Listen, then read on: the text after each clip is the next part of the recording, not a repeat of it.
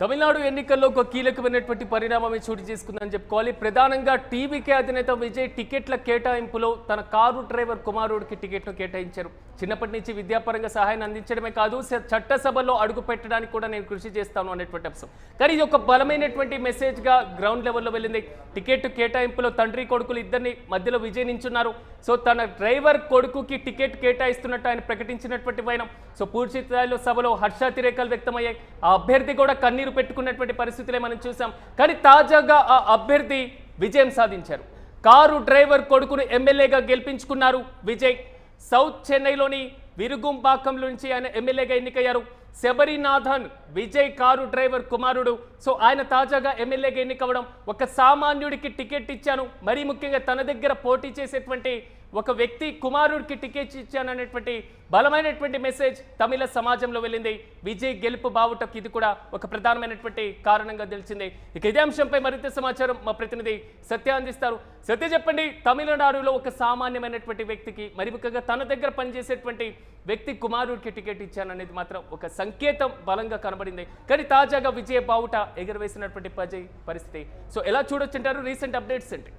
ఖచ్చితంగా సిరాజ్, తమిళనాడు రాజకీయాల్లో ఇది ఒక చరిత్రాత్మకమైన ఘట్టం అని చెప్పుకోవచ్చు. ప్రధానంగా మనం టికెట్లు ఇచ్చిన సమయంలో కూడా, అంటే విజయ్కి దాదాపు 30 సంవత్సరాల పాటు కూడా డ్రైవర్గా చేసినటువంటి ఆయన కొడుకుకు టికెట్ ఇవ్వడంతో ఒక్కసారిగా అందరూ షాక్ అయ్యారు. దాంతోపాటు సో ఏంటి అంటే డ్రైవర్ కొడుకుకి టికెట్ ఇవ్వడం ఏంటి అంటూ కూడా రకరకాల విమర్శలు కూడా బయట రాష్ట్రాల నుంచి వచ్చిన పరిస్థితి ఉంది.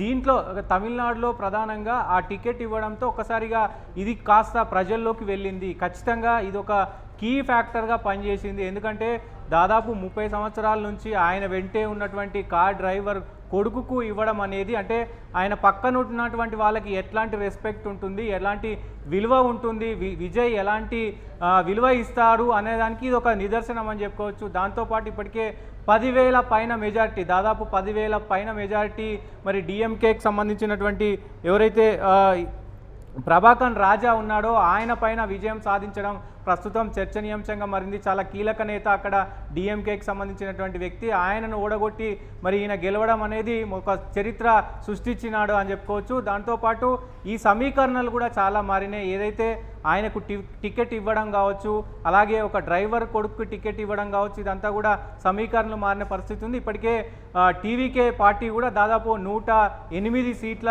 ముందంజలో ఉంది. ఇప్పటికే ఒక సీటు విజయం సాధించి ముందంజలో వెళ్తున్న పరిస్థితి కనబడుతూ ఉంది.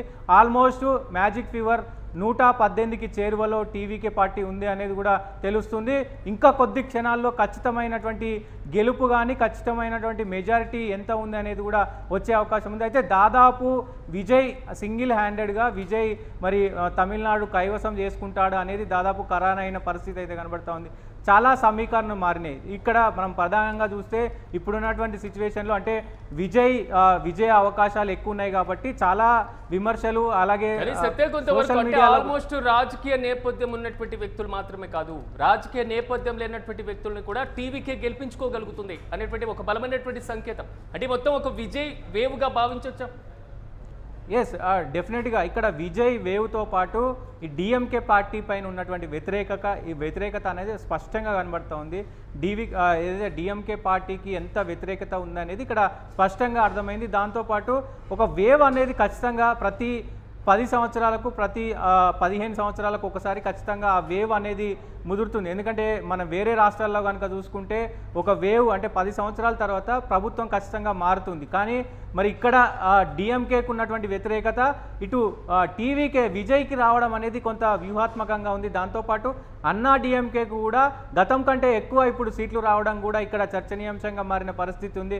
అయితే విజయ్ తీసుకున్నటువంటి నిర్ణయాలు ఇక్కడ ప్రధానంగా మనం చెప్పుకోవాలి. విజయ్ చాలామంది సీనియర్ పొలిటీషియన్స్ను, అలాగే మన తెలుగు రాష్ట్రాలకు సంబంధించినటువంటి జగన్ కావచ్చు, అలాగే వేరే ఇంకా పొలిటీషియన్స్ను, కీలకమైనటువంటి పొలిటీషియన్ అందరినీ కూడా మరి బెంగళూరులో కలిసి ఆయన చాలా సుదీర్ఘంగా సుదీర్ఘంగా మాట్లాడారు. ఏదైతే రీసెంట్గా ఎలక్షన్స్ ముందు కూడా జగన్తో కలిసి మాట్లాడినటువంటి ఏదైతే ఆ సీన్ ఉందో మొత్తం సోషల్ మీడియా వ్యాప్తంగా ప్రస్తుతం వైరల్ అవుతున్న పరిస్థితి ఉంది.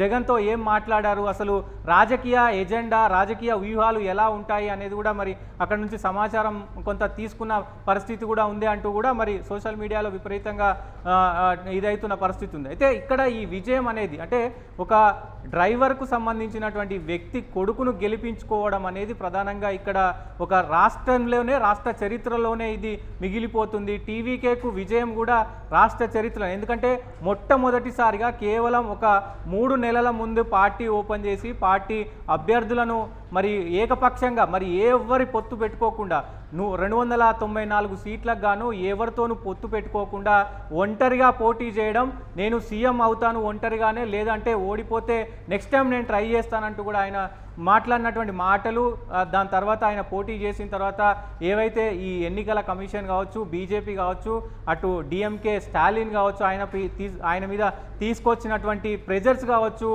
మొత్తం అన్ని అంశాలపైన కూడా ప్రజలు స్పష్టంగా గమనించారు. సో విజయ్ వైపు నిలబడ్డారు అనేది ఇక్కడ స్పష్టంగా అర్థమవుతుంది సిరాజ్. కొంతవరకు అంటే పూర్తి స్థాయిలో సత్య రిజల్ట్ని గమనించినప్పుడు తమిళనాడులో ఒక ప్రత్యేకమైనటువంటి ఆర్థిక పథకాలు కల్పించాం కాబట్టి మళ్ళీ అధికారంలోకి వస్తాం. వెస్ట్ బెంగాల్ కూడా సేమ్ సిచ్యువేషన్స్ని మనం గమనించాం. కానీ ప్రజలకు ఇచ్చేటువంటి తాయిలాలు మాత్రమే కాదు, ప్రజలు స్థానికంగా ఉన్నటువంటి సమస్యల పట్ల కూడా తీర్పిస్తారు. ఈ మొత్తం టేతజలం అవుతుంది అనుకోవచ్చా?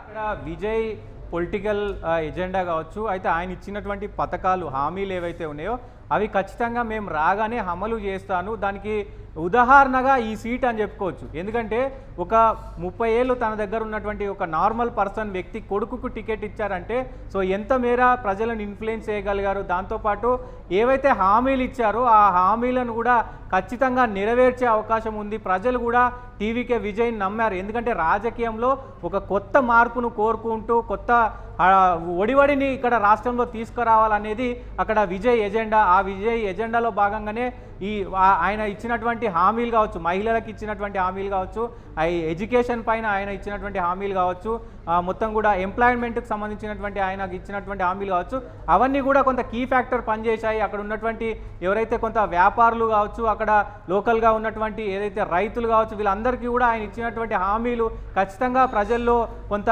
ఉత్తేజం నింపింది. అందుకే ఆయనకు పట్టం కట్టారనేది ఇక్కడ స్పష్టంగా అర్థమవుతుంది. ఆ కీ ఫ్యాక్టర్స్ అనేవి కూడా మీరు చెప్పినట్టు అంటే ఉచితాలు ఇవ్వడమే కాదు, అవి ఎంతవరకు ఇస్తారు అనేది ప్రజలు నమ్మడం కూడా ఇంపార్టెంటే. ఆ ప్రజలు నమ్మారు కాబట్టే ఇప్పుడు ఆ ఓట్లు ఆయనకి వేశారనేది ఇక్కడ స్పష్టంగా అర్థమవుతుంది. ఎస్ సత్య, ఆల్మోస్ట్ 4 అవుతుంది టైం. అంటే ఇంకా ఎంతసేపట్లో ఫైనల్ కౌంటింగ్ కంప్లీట్ అయ్యేటువంటి అవకాశాలు కనబడుతున్నాయి గ్రౌండ్ లెవెల్? ఎస్, డెఫినెట్గా ఇంకొక 2 అవర్స్లో అంటే దాదాపు ఇప్పుడు ఇంకొక 2 అవర్స్లో ఖచ్చితంగా ఒక రిజల్ట్ అంటే లీడింగ్లో ఉన్న వాళ్ళందరూ కూడా మరి గెలిచే అవకాశం ఖచ్చితంగా ఉంటుంది. కాబట్టి ఇప్పుడు ఇంకా 2 గంటల్లో దాదాపు 6 గంటల వరకు కూడా మొత్తం రిజల్ట్ వచ్చే అవకాశం ఉంది.